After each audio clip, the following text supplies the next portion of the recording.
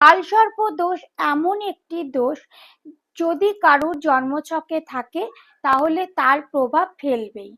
তো আজ পর্যন্ত দেখা যায়নি কালসর্প দোষ কারুর জন্মছকে রয়েছে অথচ তার প্রভাব ফেলেনি।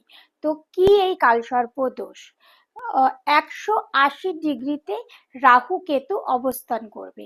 কারুর লগ্নে যদি রাহু থাকে, তার সপ্তম ভাবে থাকে কেতু, এবং এই 180 ডিগ্রিতে রাহু কেতু সমেত সমস্ত গ্রহের অবস্থান করলে তাকে বলা হয় কালসর্প দোষ।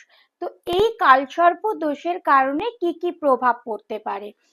ডিলে ম্যারেজ, ফিনান্সিয়ালি লস, সমস্ত কাজে বাধা, আমাদের যে সমস্ত ভালো গ্রহ রয়েছে, সেগুলো শুভ গ্রহ রয়েছে, সেগুলো বিনষ্ট হতে পারে, এমনকি ডিভোর্স হতে পারে,